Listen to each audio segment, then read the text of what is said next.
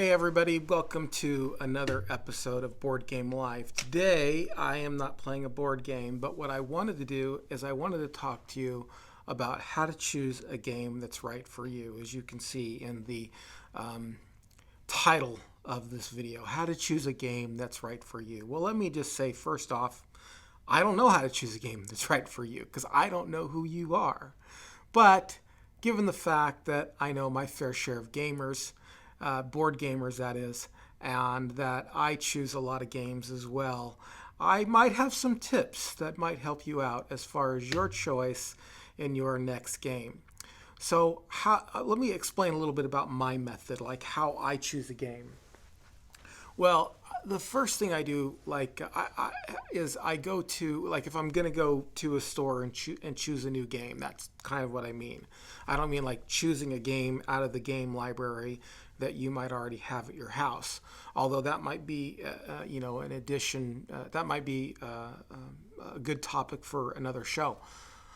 But what I mean is, when you're going and you're choosing a game for the first time, and I just did a vlog on this about the game that I chose.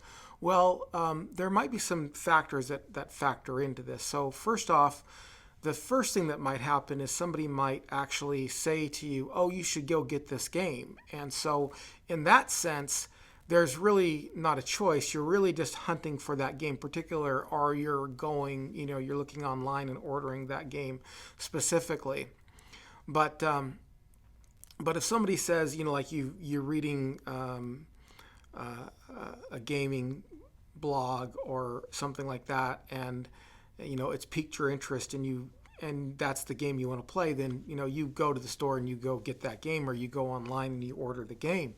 So in that sense, there's really not a lot of choice, but that might factor into how you choose a game. That has factored into how I've chosen a game before. But if you're just kind of like, man, you got that itch, I want to get a new game. I don't know what I want. I'm jonesing from, I got some money burning in my pocket, and I want to go pick out another board game to play. Well, I'll tell you my strategy. Okay, I'll let you in on my strategy. So my strategy, first off, is I'd like to look for something that's interest to me. That catches my eye. For me, growing up, Generation X, a lot of that's going to be revolving around 80s and 90s. So I always like to, I always look at something that kind of catches my eye. That's the first thing. You shouldn't judge a book by its cover, but good night, you can sell a book by its cover. That's for sure. I know that there are some awesome games that don't look flashy, and I've had a great time playing some games that are just basic games, that don't look good as far as the box is concerned. There's not that that appeal. They didn't have the budget to put into the print on the front cover. But honestly, you do choose things by their cover, and you can be disappointed in that sometimes, or you can be elated by that at other times.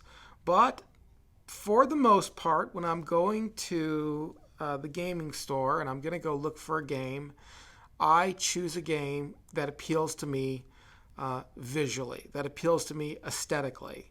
I will look for a game that catches my eye. I'll look around and go, oh, that game looks fun. That game looks like it would catch my eye.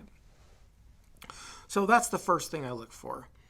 The next thing that I look for, well, there's a couple of factors here.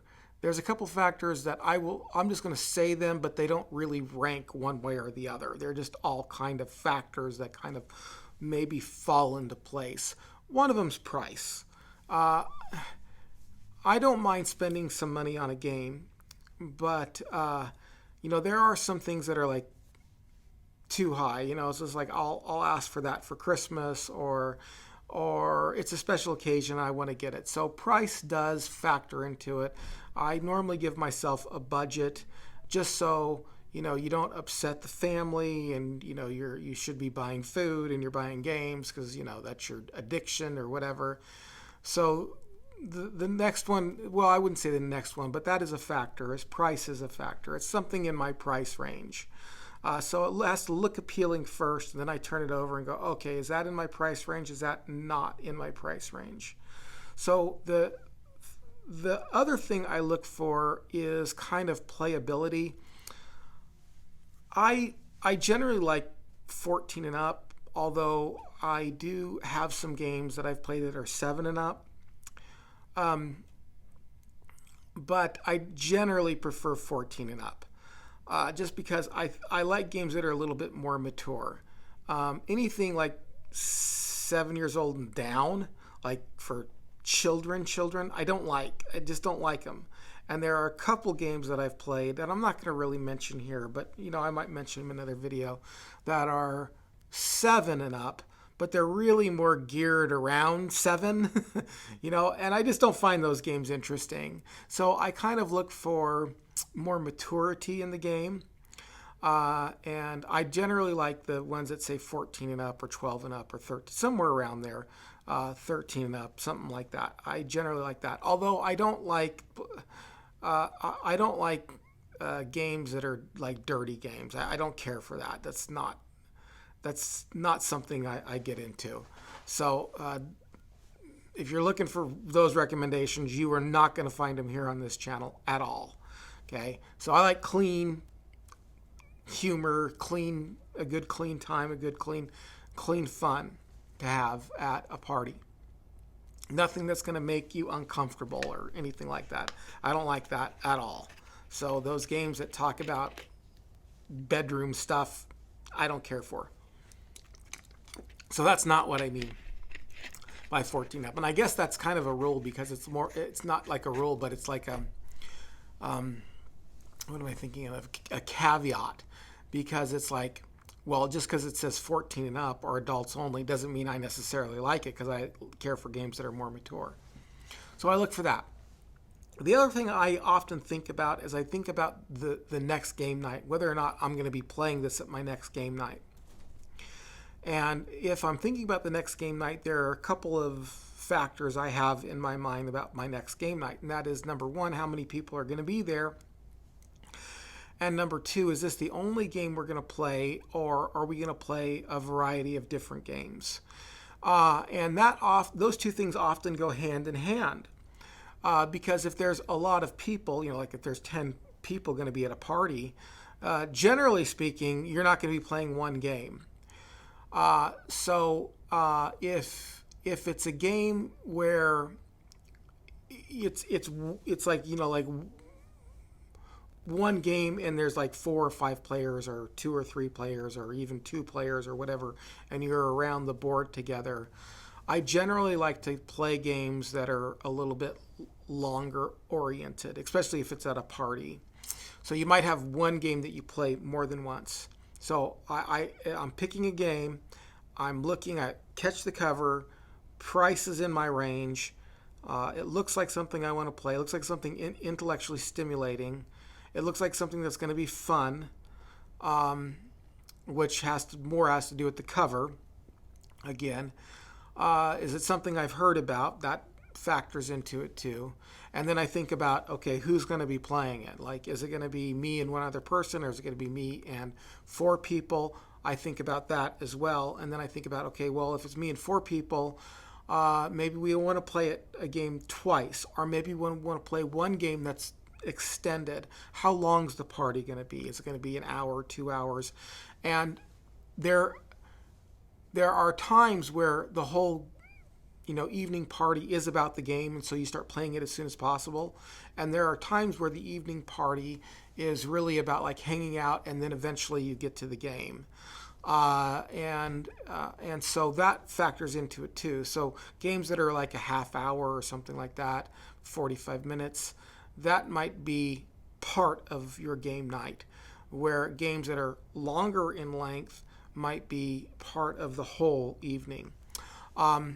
And so that will factor into it as well, whether or not it's going to be a whole night of games, or whether or not it's going to be, a party, and I'm going to be able to talk some people into playing a game.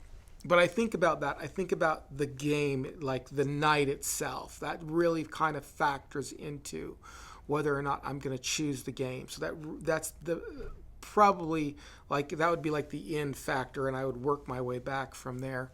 And so you can choose at that point. You can say, well, I want to take one game and have it be a longer play game, or I can take one game that's shorter and play it more than once. Longer play games, how should I say this? Longer play games, I don't like to play with a bunch of people for the first time. That's one of those games that I like it to where people kind of already know how to play the game, and you're coming over to play that particular game. Maybe. I guess there are exceptions to every rule.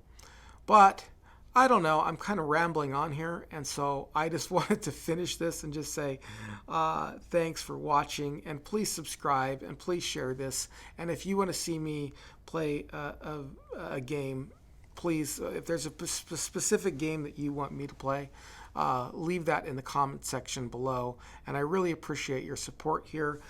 Please subscribe, and please share this on your favorite social media. And thank you for watching Board Game Life.